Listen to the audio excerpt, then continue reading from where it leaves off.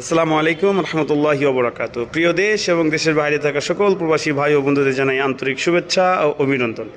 আমার কাছের দূরের সকল কলিজার ভাই ও বন্ধুরা যারা প্রতিনিয়ত আমার ভিডিওটা দেখেন, আজকে আপনাদের জন্য একটা সঠিক লোকেশন, যাদের গাড়ির সমস্যার সম্মুখীন হন টিভিএস, তারা চলে আসবেন ফরিদপুর গলচামট বিদ্যুৎ অফিসের অপোজিটে। আমার প্রতিনিয়ত এই গাড়িটা যে ঠিক করে, সে আমার খুব কাছের একটা ছোট ভাই, টিভিএস শোরুমে দীর্ঘদিন যাবৎ কাজ করে থাকেন এবং তিনি অত্যন্ত মনোযোগ সহকারী এবং সুন্দরভাবে এই গাড়িগুলো সার্ভিস দিয়ে থাকেন।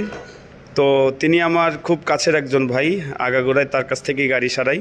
আজকে আমার গাড়ির মূলত কি কি কাজ করিয়েছেন আমি আমার ভাইয়ের মুখেই শুনবো। ভাইয়া আসসালামু আলাইকুম।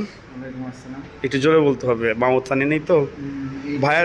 ভাইয়ের পরিচয়টা যদি আগে দিতেন একটু। আমার নাম হচ্ছে অঙ্কুশ সরকার, আমি ফরিদপুর টিভিএস শোরুমে চাকরি করি, রাইডার্স পার্কে। এটার মূলত কাজ হচ্ছিল আপনার চাবির লক সেটের সমস্যা ছিল। জি জি। লক সেটটা পরিবর্তন করা হয়েছে, আর দ্বিতীয়ত যে ইন্ডিকেটর এটা সিগন্যাল লাইটটা এটা ভেঙে গেছিল। জি জি। এটা রিপেয়ার করে নতুন করে এখন দেওয়া হইতেছে। আর ইঞ্জিনের এই যে কি কাজ ছিল এটা? ট্যাপিক অ্যাডজাস্ট ছিল না সঠিকভাবে। জি জি।